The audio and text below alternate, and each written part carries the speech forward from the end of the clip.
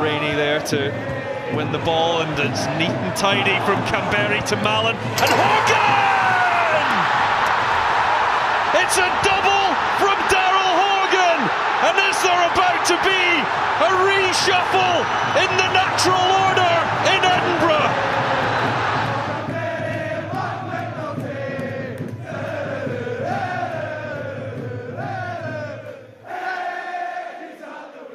Hello, you're listening to Hibs Talk. I'm your host as always, Gav. Joining me today is Dave. Alright. And Craig. Alright. How you doing then? Great. I'm good, man. Cheers. Good weekend? That was good. Wasn't it bad, was it? Got a lot of walking done. Walked from Murrayfield to Tynecastle and back again. A wee bit of exercise. Aye. Fresh air under the bridge. Aye. Great weekend. Football, wrestling as well. WrestleMania and stuff. Great weekend. Had a bit Off of work. head come 5 o'clock. Yeah. I had to go and have a lie down. I'm a wee bit ashamed of myself. Yeah. Can't handle it anymore. Nah, Getting no, old. it was quite an early start. It was a bit inconvenient. Yeah, but we're going to fire on and talk about straight into the game. And then there's a couple of other things to talk about as well. But no point in starting anywhere else than the Edinburgh Derby. So, we've obviously been in a few matches now. What was your thoughts on the march starting off with? You know, you mentioned going from Murrayfield, and I know it was your boy's first experience in it and stuff. So how did he find it? Oh, he loved it. Yeah. I thought it was a bit of a mess to start with. We were kind of just standing a bit waiting because obviously the Murrayfield Hotel wasn't open. But then Boycott. by the time it kind of got up to where the Murrayfield bar was, and a lot of people were hanging a bit like outside Scotland, it just quickly went from one half of the road to the full road. Yeah, it took a wee bit of time to pick up. The last couple have been bouncing straight away. But that's obviously because they're nighttime games and that though. aye, Kind of no, definitely. And the weather wasn't that good either. I know, but yeah, I mean the fact Didn't it dampen the spirits though? No, No, it didn't. Still good. Yeah, it was great. Usual shenanigans getting in, unfortunately. But once we're in, match started, and Special mention to the guy that decided to charge away, and you ended up getting an elbow in the eye for your troubles. aye, Aye. I was charging through the crowd for no reason. A bit of hurry, air shutting. I don't know Aye. what it was there. maybe But- try to get my fake ticket or something. I He don't was know. running. No, he was running backwards I was running through away. the crowd. Off the stairs and all that scary. I don't know. Getting in onto the football though, I think it's fair to say that Hearts probably started the better team. A few decent chances, and it was a bit of a worry to begin with. Look at the chances they had. Their free kick, which hit the post. Do you feel that the keeper had it covered though? And Marciano had it. Aye. You see when the ball hits the post, he's not even done with his hand, as if he would be attempting to save it. So I think he knows that even if the ball is on target, where he ends up, it's going to hit him anyway. So Yeah, it's either hitting him the post, and if he tries too much to hit, it could then lead to a corner, which we've seen how dangerous they are for corners. Speaking of which, they had a corner, a good chance. I think it was Jim. Was it? I tried to see if it was Milligan or Mallon he got away from. Mallon, I think. Aye. I think it's unforgivable when a set piece comes in and it hits the ground. Mm-hmm. Before, like if a corner's coming in and it's hitting the deck before anybody gets to it, there's something wrong with. In the centre of the box as well. Aye. He's got a clean half volley, like a free shot.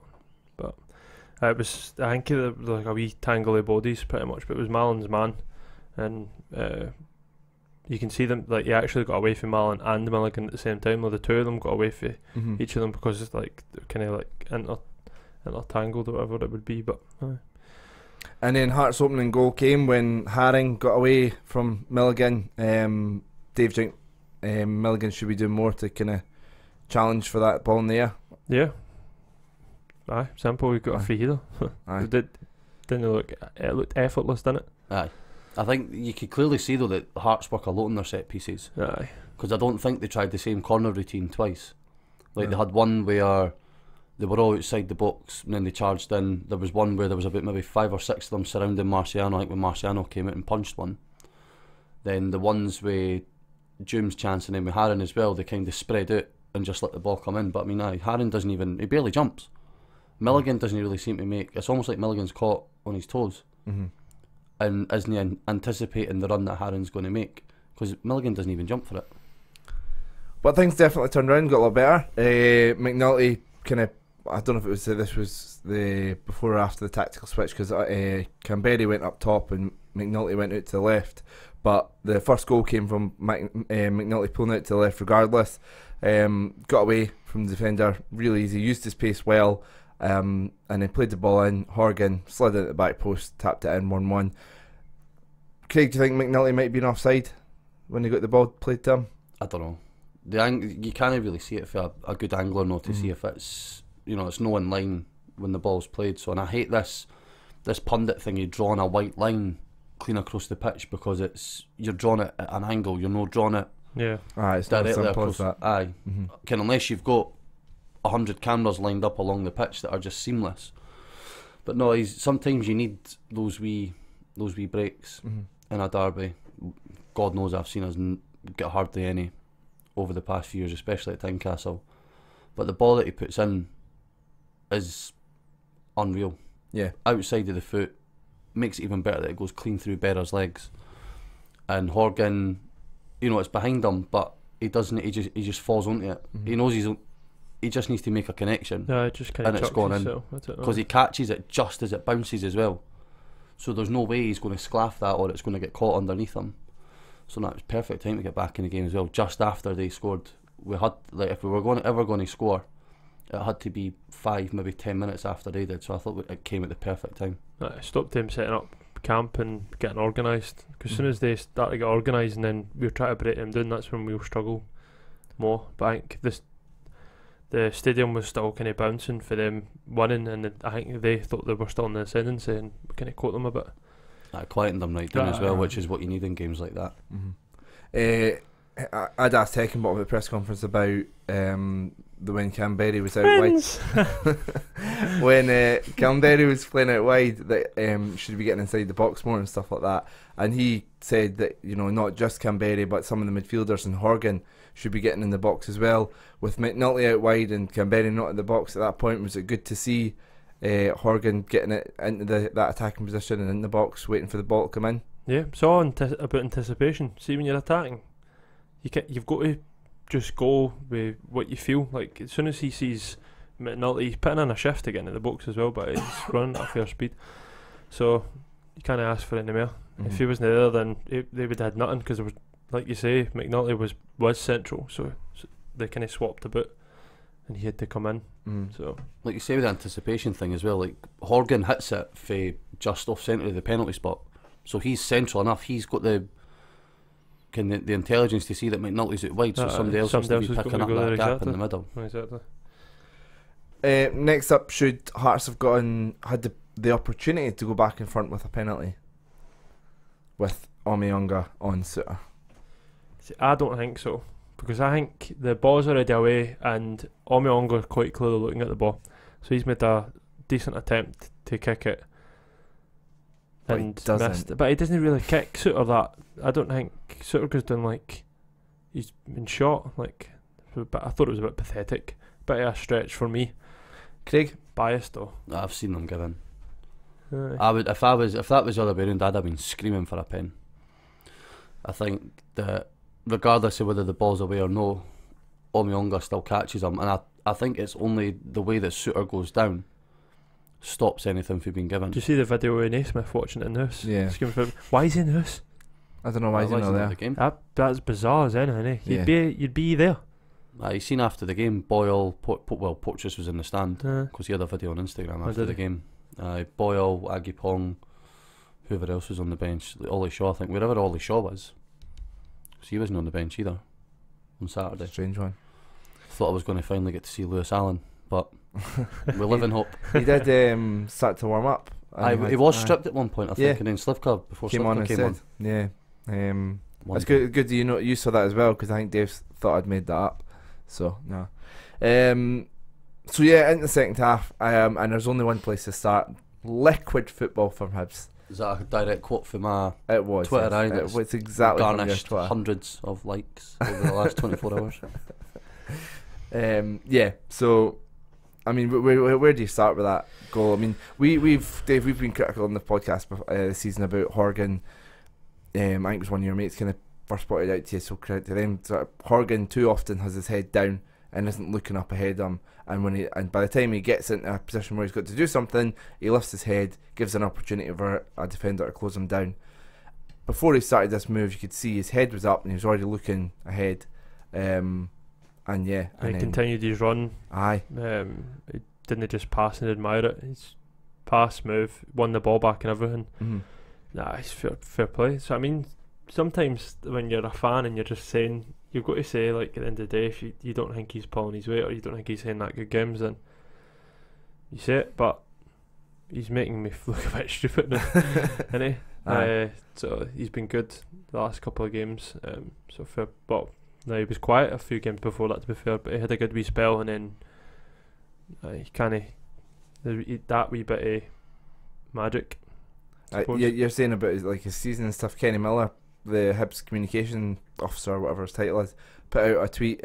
He's played less minutes than Kent at almost Rangers. 1,000 less minutes than Kent, and he's got just as good a record. Aye, I think he's got an assist more or something. Or I think he might be an assist less. Aye, but they've both got 9 goals. Aye, 9 goals, and Horgan's got 6 assists. It's been really good. I think the frustrating thing is that he gets you in really good positions, and then all day something or maybe hold on to the ball a wee bit, and that's just a criticism quite a lot of fans that even sit around about us.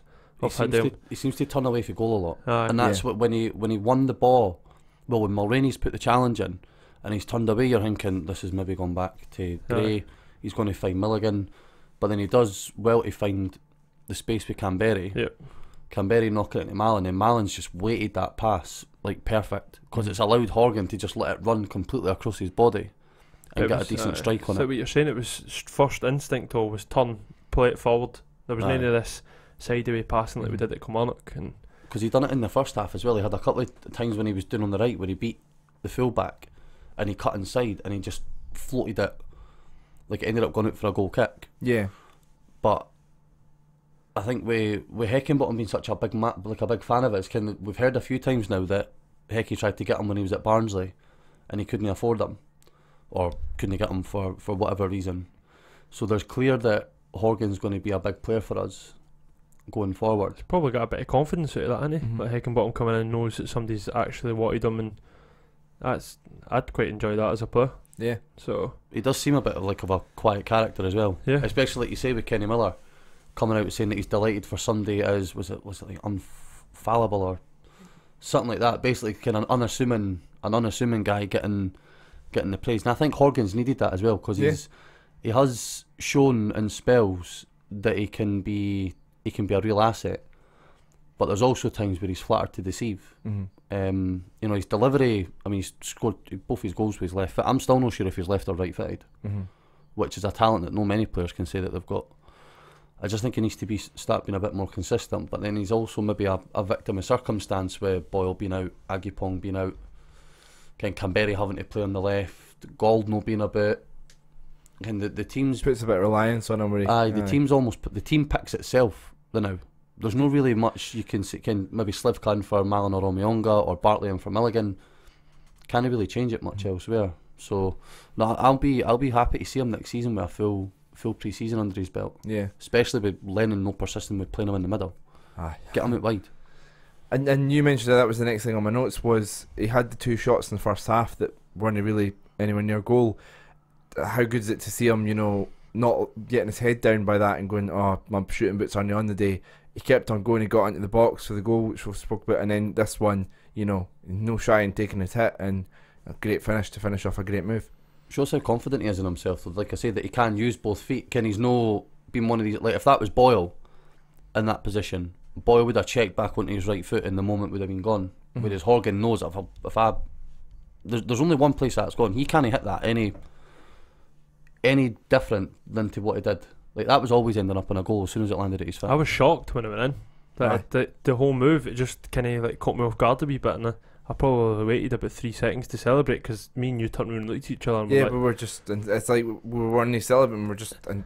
I was waiting for the off. Like I was looking at the linesman. Like even though I ken it could never have been offside, you're still looking for something. Aye, it was just too good to be true. Aye. I was going to say, I think gone down 1-0 and then gone 2-1 up, and then that being the way the goal scored, and it's not like a scrappy. We talk about how the football's never that good at Tynecastle, and then we score a goal like that. Yeah, it just caught us off guard. Especially, the difference. I mean, we've spoke a lot about the difference in the first half to second half when things haven't been going well and stuff, and Heckingbottom's made changes.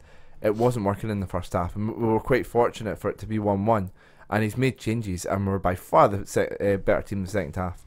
Anyway, getting on with the second half, should it have been 3-1 with McNulty's header? Oh, that's a sitter. That's like very similar to the one that he had for Scotland against San Marino as well. Oh, see, when you see the second, like the replay, the leap he gets in it, he's quite a big leap in it, so it's an effort for him to get to it. It's not like it's just a simple like nod your head on it. Like he's meeting that with force. He's a bit of a kind of stretch and he's leaping into it, so you can maybe excuse him for that. But yeah, and then just good. Aye. Next one, we had with fans bet Mallon scored a free kick. When we got the free kick, I didn't even consider it because it was too far out. Well, I thought he's floating this in. The way he lined up, there was no danger he was dinking that into the box. I knew, like I said to the boys behind me, like he's scalping this. Aye. And what a connection. I don't know how you hit a ball like that. I don't know. Like how he hits it so good. Like their keeper had a really good game. That saved the other one for McNulty as well. Aye. In between his handstands and star jumps and forward rolls and that. We're talking about McNulty maybe should have scored. Doom, chance at the back post. Did Bartley let him get away too easily? Because it seemed like Bartley was marking him, and then Bartley sort of watching the ball coming in, turns round and Doom's free at the back post. Do you feel that Bartley's kind of to blame there? Do you think maybe Stevenson positionally should be? It's just one of them, just the way it breaks, I think. Stevenson's followed his runner, so he can't be. He's followed that Morrison. So if he leaves, one guy can't mark two players. Yeah. Bartley's obviously no the freshest because he's not been playing that much recently, so that's maybe why Jooms caught him off guard. But Jooms had two great chances in that game. The first one's maybe no a sitter, but I think I know you say it's not much a sitter, but I think it is. He's got time to take that down, have his dinner, and then strike the ball. He should have hit the target, but probably I just don't think it's as clear cut as everybody's saying. And then we spoke about McNulty there having to leap quite a bit for that header because he's only 5'10" or something. Omiyonga a bit taller. I think he puts in the cross from Milligan just a wee bit short to get a decent touch on it. It was just that stretch. He's no probably the most natural finisher anyway, is he? Like you've seen a couple of times he's had a ping in that and it's not been that brilliant. So just seems like he was just a couple inches away from getting a bit of a decent contact hit. And then the McNulty's chance, you spoke about this earlier, Craig. I mean, it was like that one against St Johnstone where he's ran in and he's made it 2-1. I was convinced he was going to score. He was trying to be too cute, I think. Yeah. Because when you watch it, he almost gets caught in between placing it and dinking it.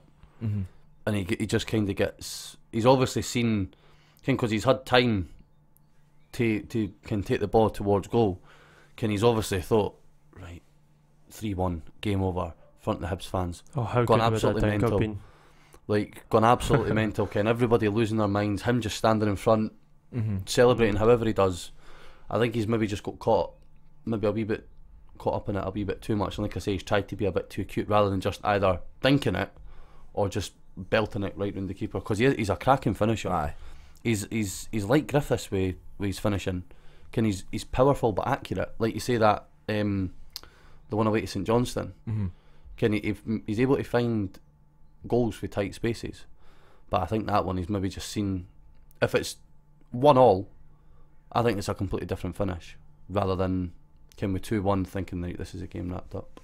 David, do you agree with that? Just too much time to get to take in the moment. Probably doesn't want to, because if he dinks it and he misses, everyone goes after nut because he should just put his foot through it and wrapped it around the keeper or something. So maybe like you say, maybe he has been in two minds and thought dink it, no dink it, dink it, no dink it, and he ended up just kind of hitting it right at him. But he could have squared it when you to Omiyonga when you look at it back, and obviously that's it slowed down replay and that. But Omiyonga was kind of in the middle for an open goal. What a player he is, by the way. He We was all brilliant. I love him. Aye. Like he's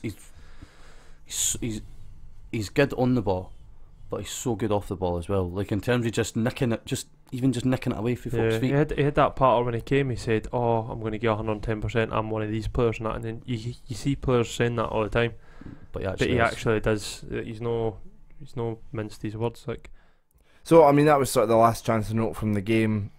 Just sort of looking back at some other points in the game, Uchi, fair to say, big physical threat. He's a monster. Aye, started kind of up against McGregor, and I think it's fair to say McGregor had the better of him, and then he's been quite clever in swapping sides and went over and kind of went up against Hanlon.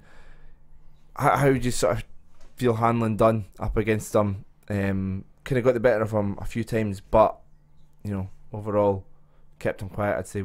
How did you just feel? thought we dealt alright with them. They were all the Hearts fans are raging about it. Like, there was a couple of foul shot pulling and that, but he gives as good as he gets. Like, yeah. I mean, there was a point in the first half where maybe the Smith it right back past it, and Uchi just like literally held Hanlon off. Hanlon was trying everything to get round him, but he just couldn't, and the ball just kept rolling. Oh, I know what you're talking about. Aye. And Ken, how's that no obstruction? Yeah. If you want to go down the route of fouls, but can you when you see it for like with our vantage point behind the goals, because we're quite high up as well, Hanlon might be grabbing him like round the side, but Uchi's got his hand either on shorts or on the top as He's well. clever. He does that even when the So ball's it's like he's coming trying to in. lean in, but instead of just leaning in and holding him off, he grabs on. But I thought McGregor especially was outstanding. Yeah. Like all I heard all week was Uchi absolutely ragdolled an £8 million centre back, and Scott McKenna, he'll make absolute mincemeat of McGregor. Nope, Nope, not even close. McGregor just about And killed Hanlon as well. that's a compliment to McGregor, the fact that Uchi, it wasn't working for him and he's had to go over at the other side to try and have more luck. He was and so dominant in the air aye. as well. McGregor was like all the goal kicks, all the like sort of shelled balls for, I'll say shelled, like in passes forward for Suter and Berra. McGregor was he was probably climbing, but he was up. Like nobody, like there was no danger he wasn't winning the balls. He was winning almost like absolutely everything. I loved Darren McGregor. He was a man possessed. Like, aye. it was so good. Talking other people sort of from that back four, David Gray went down just at half time, and I think if that's anybody else, they're not coming back out for the second half. David Gray comes out, then Spectre gets kitted up, and David Gray stays on. Anybody else, he's off at half time, but just what commitment for David Gray, and he was winning balls in the air. Like we said, compliment to Hearts. You know, there were a threat from corners and set pieces. There was quite a few though that David Gray kind of made sure he didn't have a man specifically to mark, and made sure he was the ones to get to the balls to head corners away and stuff. He was just I thought David Gray was brilliant. Fair play to Spectre, done alright when he came on, but just what an attitude and what a performance for David Gray. So I think it was clever for Hecky as well, because he took Gray off just after Hearts brought on another winger. Who I can't mind who it was they brought on at left wing, but they took Mulroney off, and was it maybe that Morrison? Maybe Morrison came on, and straight away Hecky took Gray off and put Spectre on. Mm-hmm. That's clever management, knowing that Gray's no 100% anyway.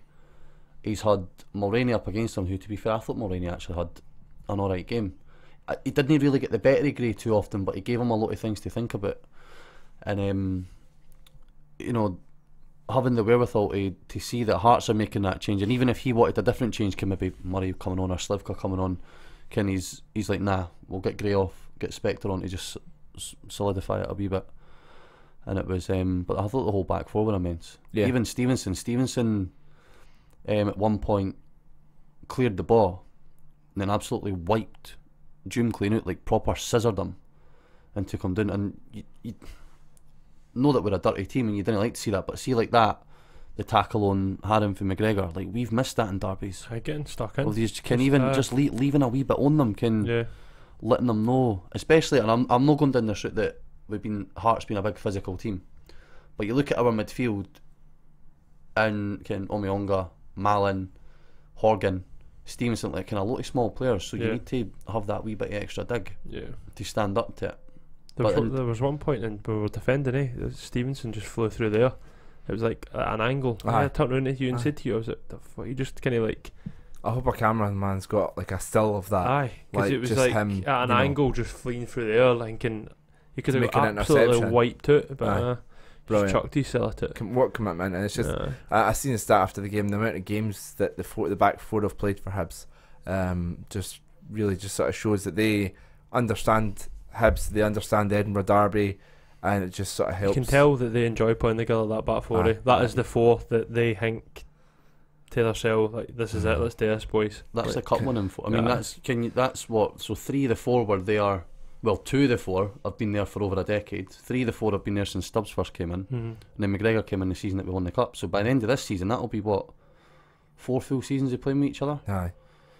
Can we not just like make them all Ken, 5 years younger? There's going to come a time where like none of them are going to be playing in the Hibs team, and it's going to be devastating. It's gonna be weird, really weird.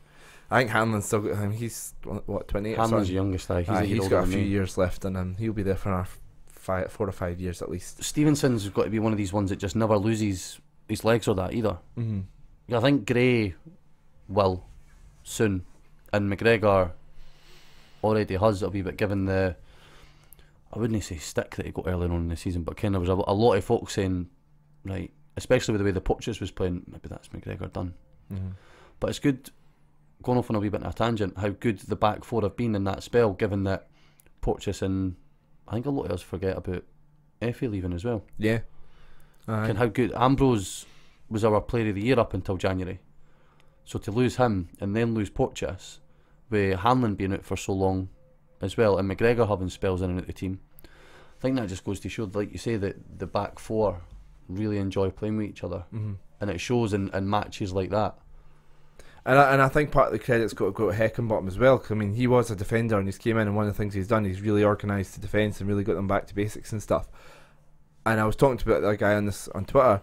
I would have liked to have seen, you know, I no disrespect to the guys to now, and they're like we're talking about them, they're doing fantastic. But it would have been interesting to see if Effie if Effie had stayed and Porteous had stayed fit, if that had been the back four, and how they would have done, because you know they like say the two of them were contenders for Player of the Year. They were just outstanding. So to see them under an organised Heckingbottom team would have been real interesting as well. But 20 points out of 24 would be hard to beat, so I can't complain too much. Anyway, so just finish up with the derby then. So the commentator said about natural order being reshuffled in Edinburgh. Has the natural order been reshuffled? Yeah. Well, last season, this season, you've got to live in the present. Like they under Levine for the last few seasons, and then Cathro before that have been honking. Even Nielsen. So I've enjoyed being a Hibs fan, especially even more the last 3-4 years. It's been brilliant. Yeah. So I would say that now we've definitely got the upper hand on them. 100%. It's not. I don't think it's close. I'd rather be a Hib. Obviously, stupid statement. But I'd rather be a Hibby than one of them. They to me are a mess. They bang on about. I seen somebody arguing about it on Twitter today actually with one of the Hearts accounts that threw out one of these stats. You'd need to win every derby for the next 20 years to get close to our record. And it's like, do you know what? I'm not going to live my life based on how many derbies Hibs won in the 50s. I know. Even the 7-0 patters. Well, I say that's ironic because it's part of my Twitter handle, but it's not something I wasn't born. You didn't go into work being like, we've pumped you 7-0 40 years ago. No, I know what you mean. It's all about the present, you say, and we've definitely had their number over the last couple of years, and then even now there's a bit of a change to it, because that luck that we got on Saturday, with McNulty maybe being a wee bit offside, Suter potentially getting a penalty, June missing 2 sitters, I can't remember us being the ones to benefit for luck in a game against them. It's always seemed like the last game with Lee getting the ball outside the box and just shelling it and bang, they sat back and... Even the Osturk one. That doesn't get in any other game of football in the world. That never happens. So there's maybe a wee bit of a shift with that as well, in terms of luck. Stubbs started it, Lennon maintained it, and now it looks like Hecky could be the one to potentially take it to another level. Yeah. Feel good factor. Like, it's lock and it's a feel good factor. Like, if you've not got that, we never had a feel good factor. And folk can say what they want about Stubbs and stuff, because I know some folk say, you know, would have been sacked if he didn't win the cup, all that sort of stuff. That's one thing I will always give Stubbs credit for, like you say there, was the change in mindset. You see, there was an interview with him when he came in, he's like, I think he was talking about the cup final actually, he was like, I want fans to enjoy games like this. I don't want them to think, oh, you know what, if we get beat, or, you know, same with derbies or Old Firm games, that there's got to be a change of mindset where you look forward to these games, and we do now. It's just that. Sure, that was on Time for Heroes. Aye. When he was speaking about it, like, you could see the players were frightened. The fans didn't like going to Tynecastle, and he did provide a massive shift with that, especially with the two cup game. Oh no, sorry, the one cup game, because Lennon won the other one, but even he had their number a wee bit at Easter Road. I was going to say, do you think it's worked in Heckingbottom's advantage that he didn't go there with like a personal grudge against Hearts? Like, do you think Lennon thought about it too much and didn't know what to lose? So like, that's how derbies were like 0-0, drab, boring. Whereas Heckingbottom was like, I need to tactically win this game of football. I was going to say, he could look at it more objectively, like, this is a game of football. Aye. We want to win, but he's not as attached to the derby. So I definitely think that's probably had a positive effect in it. Yeah, it's good as well, because he came out after the game, and they were like, when the fans are singing your name and that, and he's like, as soon as that whistle blows, I just zone out. Like, I don't focus on anything other than the team on the park. And then, but he's like, before the game, he's thinking about, how good would it be to have that whole stand, and by being able to, like you say, completely detach himself. Yeah. He's not got to be like when Hearts got the one ruled offside and Lennon's cupping his ears and launching. Hecky will never be like that. No. Whether that's just not in his character, or whether because he's not got that emotional attachment. No, I think that's more his character, because something that emphasises that was when he won Manager of the Month for March. They were like, oh, we'll get the photo with you, and he made sure all the staff were out, even like the catering and stuff. The sports analysis, everybody was all out. The players weren't, but all the backroom staff were there to pose for the photo with the Manager Month award, because it was like, it's a collective effort. I've not done this single-handedly. And I think that was a really nice touch. Oh no, massively. And the funny thing is as well, it looks like Dempster's got his spot on again. Yeah. Like 3 can't really argue with that. You can't legislate how it went wrong with Lennon. That's no MD's fault. No. It's something gone pear-shaped, but I'm quite glad with it. And the thing is, I was quite looking forward to Appleton as well at the time. But now, you can't. I was really underwhelmed by him. But this is what he's doing with somebody else's players. Yeah. So if he can get somebody else's players to effectively run through brick walls, Canberra was towing for August to January. Hecky's came in and he's put him out left wing, and he's been ineffective in terms of what his output's been, but he's still putting the graft in. Tracking back. He's grafting like hell, and you didn't get that for a player that doesn't want to play for you. Just quickly, we're not Hearts talk, so I don't want to talk about this too much, but just in terms of the other dugout, quite funny seeing a lot of pressure on Levine, a lot of Hearts fans saying they want him out and stuff. I guess not looking at it as Hibs fans, but just sort of general Scottish football fans taking a step back. Do you understand why Hearts are annoyed, and should they, as you know, if you put your kind of this shite to do, but putting yourself in their shoes, would you be wanting a change in manager? I would. I'd want something a bit more flow. How can you sign? How many players has he signed? 20 or something. In that window there, and then a couple. Fair enough, they've had their injuries, right? But he still signed 18 players, and when Naismith was out, they didn't have an attacking threat. That's. They're basically playing for long throws and corners. Yeah, and that's what they're playing. And if I was like, I wouldn't like. I'm not going to be one of these Hibs fans as well that's subscribes to the myth that we taught the Brazilians how to play football now, because our football can be just as horrendous at times as theirs. But they are, they can actually take throw-ins, because we are fucking horrendous at throw-ins. We were so bad at them on Saturday.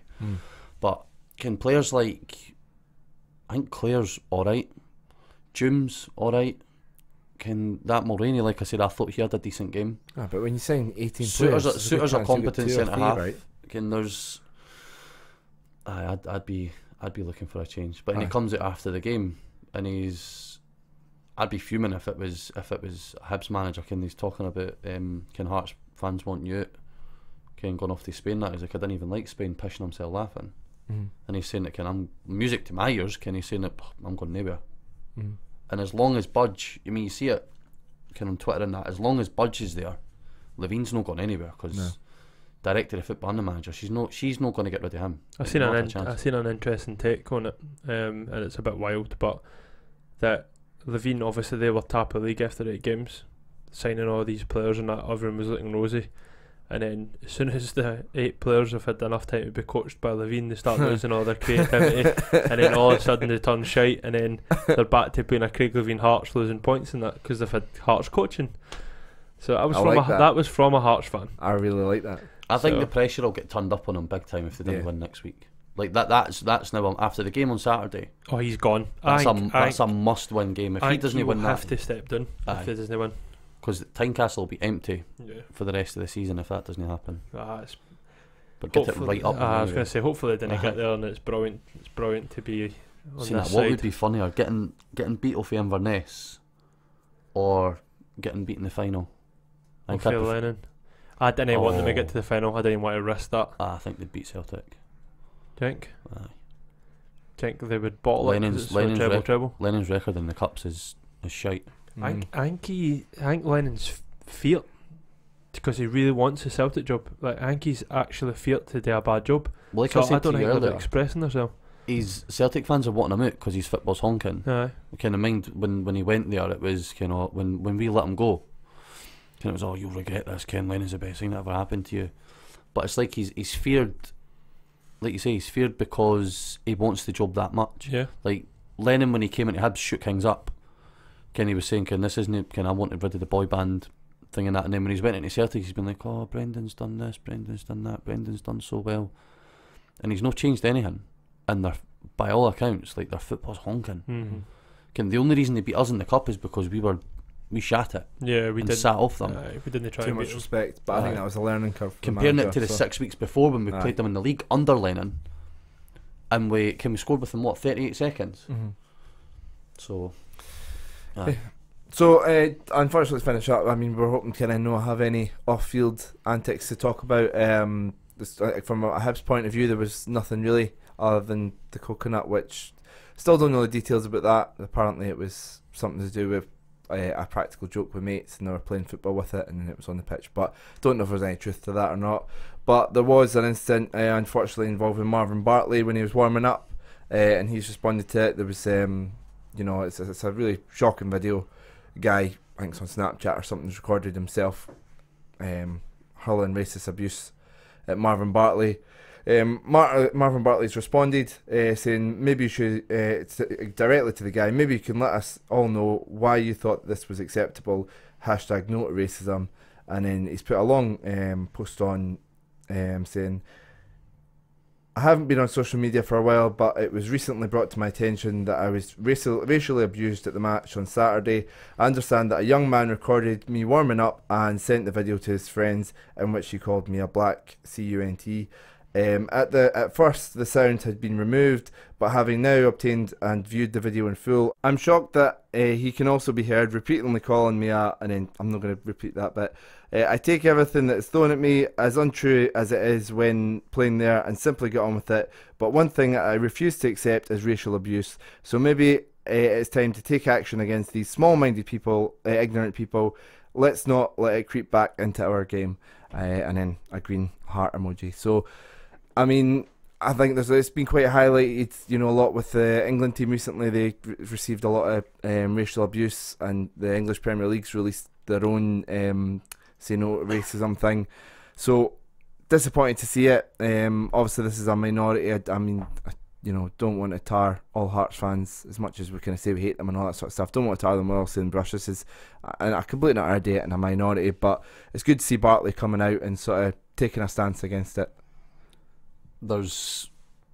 You almost kind of want to laugh that it's still going on. No laugh, but do you know what I mean? That it's still going on in this day and age. It's the video was horrendous. I couldn't believe it. Is the way that the boy says what he says, and then he's like, alright, nah, do you know what? I've kind of muddled up my words there, so I'm just going to say it again and louder for the benefit. Imagine you were sitting next to that boy and he's coming out with that. You'd be like, what are you doing, mate? Yeah. Like, surely his mates and that have got to reply to him being like, no. Like, what mates would laugh at that and think that's funny? How does he think that's funny? Don't know. But let's, like you say, let's no pretend it's just a Hearts problem. Ken, and it's no. No, we had our fan doing it. Yeah. The last derby. Can you Was go it Derby? the guy, the old man. Kimono, so it's no an isolated incident. But what is good when you see on like social media is that it is stuff like this. There seems to be the one thing that both sets of fans can agree, sensible fans can agree on anyway. Yeah. But there is, I mean, I've seen there was somebody arrested at a Brentford game at the weekend for racial abuse. A boy that plays for Wigan got messages sent to him. Like, do you know what I mean? Like, we could never understand how that feels because it's never like been said to us. But it's, I just didn't get what goes through people's minds. It's a good thing we can't things like that. We can't understand what goes through their minds because it means we're not on the same wavelength as them. Like, but then it doesn't help this massive stigma as well that's now been attached to football fans in terms of MSPs coming out and saying what was it, Police Scotland chief, some of the police officers are saying it's the worst they've seen in 15-20 years. There were 6 arrests at the Old Firm game. 6 out of 60,000. You go to Transmit in the summer, hundreds of folk will get arrested for drink, drugs, violence or whatever. And they're trying to criminalise fans for just going to football. Like that boy, the Hibs fan today that's been jailed. 100 days. Aye, do you know what he done was wrong? He shouldn't have been on the pitch. But 100 days in the jail for a first offence, shown like it said, first offence, shown remorse, and I'm not in any way condoning what he done. He should have been punished. But 100 days in the jail when you've got Ryan Kent flinging bats I've got to say, on the park. It seems to be different rules, but for one and another. But I just think that like we spoke about it, they're just making an example of him, and I think 100 days for what he did is shocking. Like, banned for football, aye, get 100%. that completely. He's an idiot. He deserves. And you can't really feel sorry for him because you look, mate, you put yourself in a position that you can get the book thrown at you. But 100 days, man, like 21-year-old guy, he's an idiot. 2 bairns. That's kind of needs. But there'll be Hibs fans that are like good, because there's a lot. I've seen a lot of folk being like, good, he deserves it. But it's all down to opinion, isn't it? But I just think I'd feel the same if it was at Ibrox and a Rangers fan done that to David Gray. Getting in the jail for 100 days. Like, probably won't be 100 days. Like, he'll probably get maybe a month or something, but still a month more than what he should get in the context of what he actually done. Because one of the things was like when the judge was sentencing him, something about like he needs to think about the public's protection. Like, what? He's not doing anything to the public. no, he is scapegoat. Aye, he is doing wrong by football players should feel safe at their work. 100%, like abhor any sort of violence or whatever like that towards anybody just simply going about their work, regardless of how much you might hate them. How can you hate them? You don't ken them. You hate the way they play, you hate the team they play for or whatever. And I get the point, it's maybe a deterrent, so the laddie could have had anything on him. Yeah. You maybe need to look at it for that perspective as well, in that he could have, but then again he didn't. The thing is, the fact that he's been named and shamed, and the fact that he has been banned from all football events for 10 years, which I think is fair, surely the two of them are enough to make him never do anything like that again. Yeah, but he'll never get back in at Easter Road. They want just bigger picture. They want be like football fan jailed, running on the pitch. So it's more making an example of him 100%. rather than whether punishment fits the crime. Yep. Even the guy with Bartley, like, why throw him in a jail? Get him on an education course. Yeah. Get him to meet with Marvin Bartley. And I can obviously not like one-on-one in a room, but send him on an education course. Let him go and meet people that he's not just, even though it's aimed at Bartley, it's not just Bartley that it's affecting.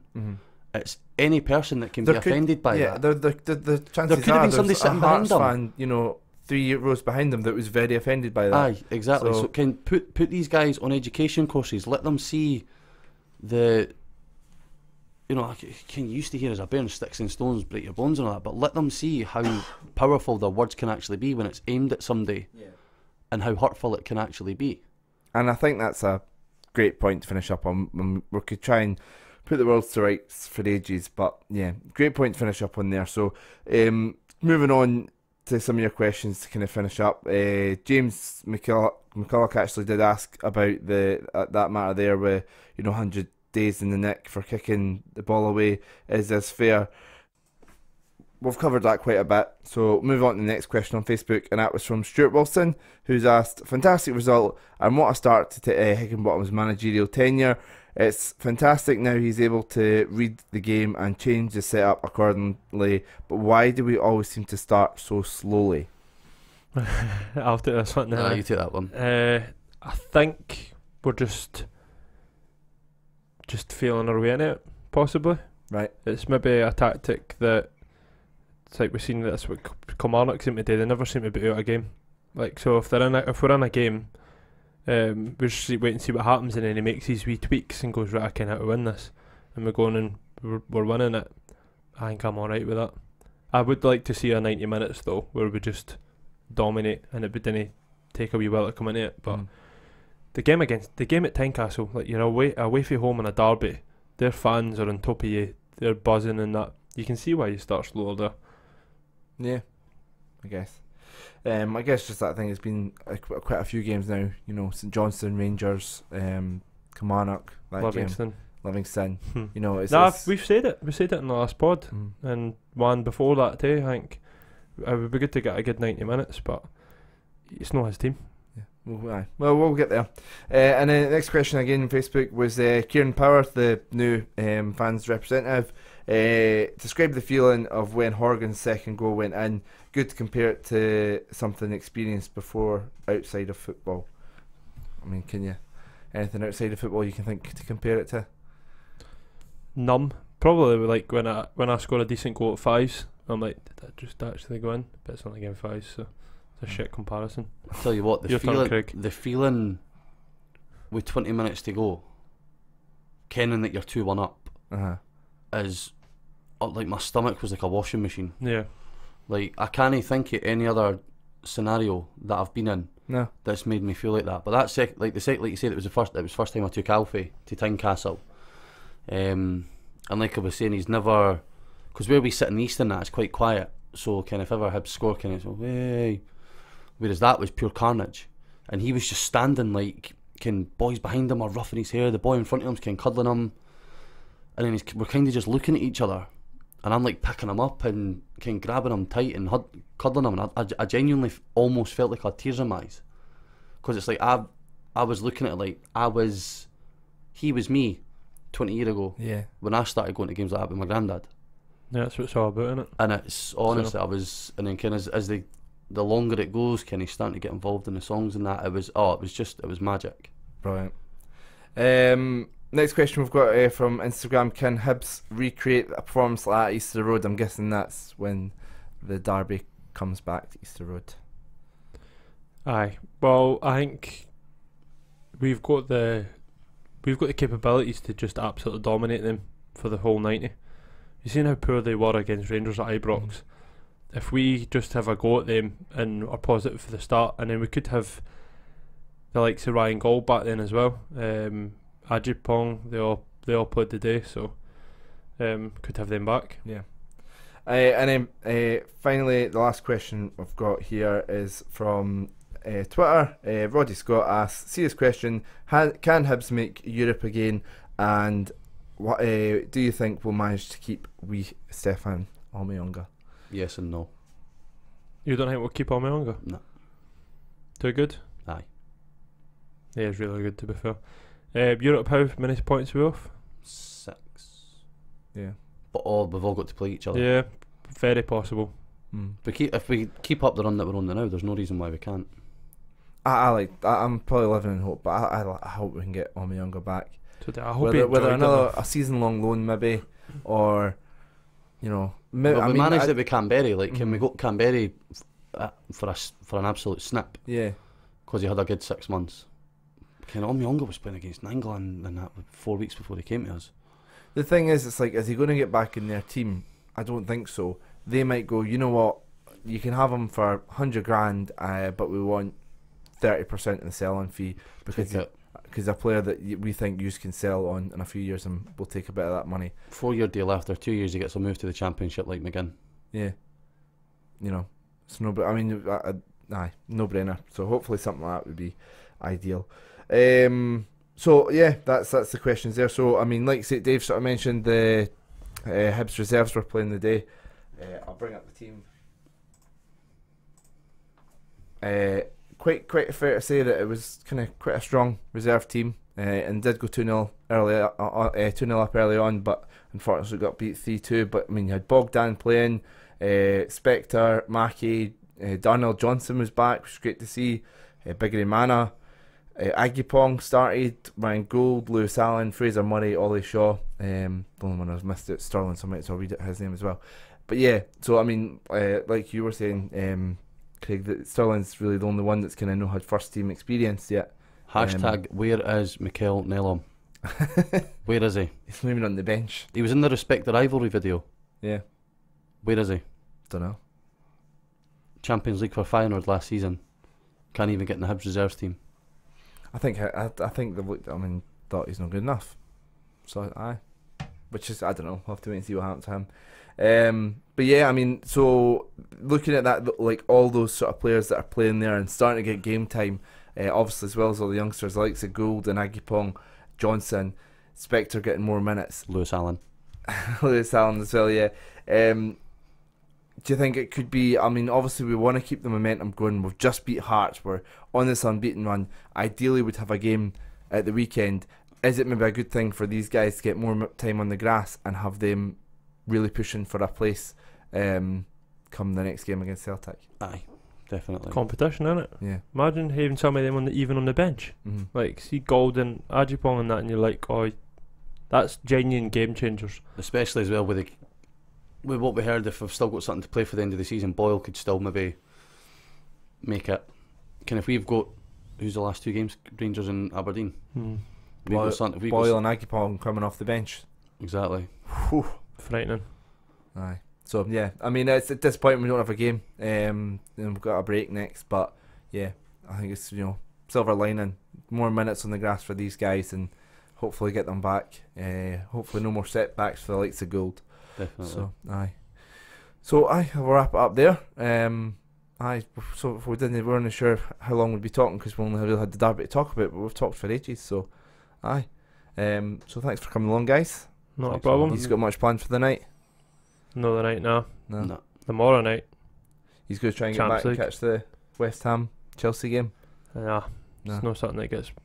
Doesn't get my balls pumping. English football that much. I was going to say, doesn't get my plums pumping. Nah, definitely doesn't. No. I'm not massive in English football. No. Nah, it's alright for fantasy football and losing money in your cooking, but apart from that, I didn't feel it. No. But more excited for the Champions League this week. Well, Man City Tottenham will be alright, and then Man United Barca.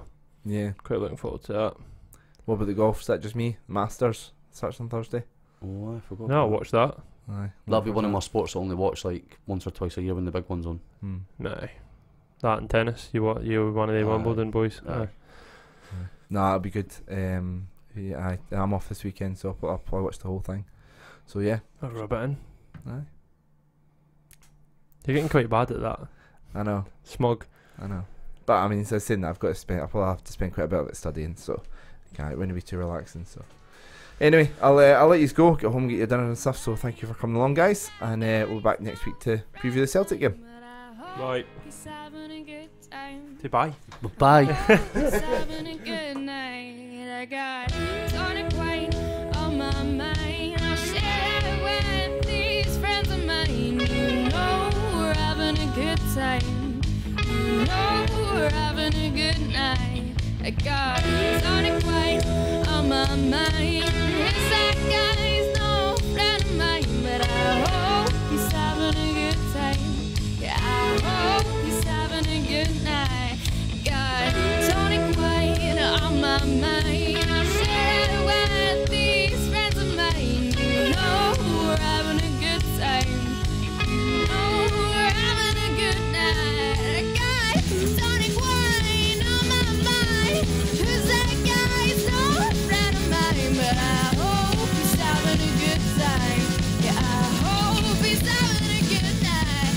Got tonic wine on my mind. Share with these friends of mine. You know we're having a good time. You know we're having a good